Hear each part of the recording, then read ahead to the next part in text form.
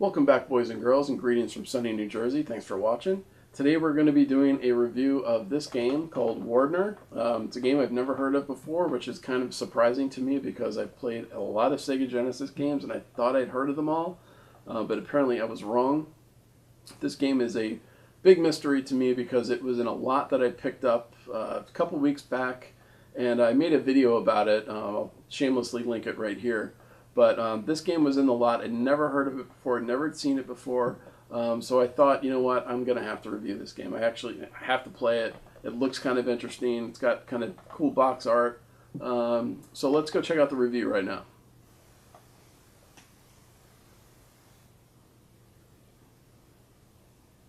The Wardner. Play Wardner with me. So this is Wardner for the Sega Genesis. As you can see from this, or you can hear from this title theme, does not instill a whole lot of confidence that this is going to be a great game. Yeah, so not a great theme, but let's give this a whirl anyway. Alright, we're in a dark forest with our girl. It's so dark here, wonder why, blah blah blah. Yeah, we know somebody's going to come along and take her. We know this. This is a pretty standard side-scrolling platformer that you would have expected in late 80s, early 90s. Obviously it doesn't have the most creative setup, and it's really not the most creative game either. It has pretty decent graphics. I would not say it's a looker, but it's not the worst-looking game on the Sega Genesis. I've seen much worse. However, it's definitely not the best-looking one. All right, so this girl's yep, she's gone. So she's obviously been taken. So yeah, you can see here it's pretty typical looking side-scrolling platformer. Structure is pretty normal. You get to the end of the level and you fight a boss. Throughout the level, you're collecting gold, and at the end of the level, after you beat the boss, you get access to a shop where you can buy upgrades, which is pretty cool.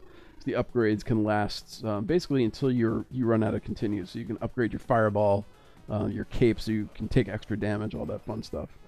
The extra damage is definitely well needed because you only get one hit before you die. That's, it's kind of brutal.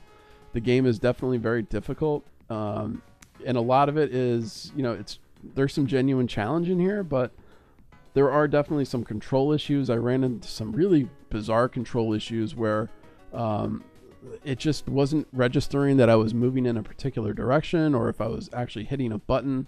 And then at one point, something really strange happened where I was able to toss, as you can see, I'm tossing fireballs. And throughout the entire game, I was able to toss multiple fireballs at once.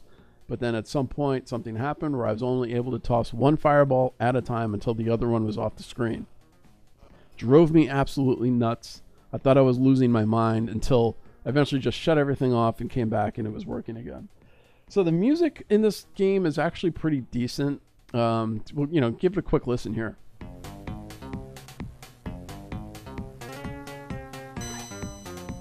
So yeah, despite the title, the music's actually kind of a high point of the game. Okay, now we're getting to my favorite part of the game where this chick goes full on John Carpenter's The Thing on your ass and turns into a spider. She just freaking turned into a spider. That was weird. The first time I saw that, I kind of freaked out a little bit. Kind of cool. So originally I was going to destroy this game, but then I actually started doing a little bit of research, and I realized that, well, I was thinking this game came out in 1991, and I was measuring it by those standards. The game was actually 4 years old by then. So it came out in the arcades in 1987 in Japan by Toaplan. And Toaplan, as everybody knows, is the developer of Truxton, and Truxton is fucking awesome.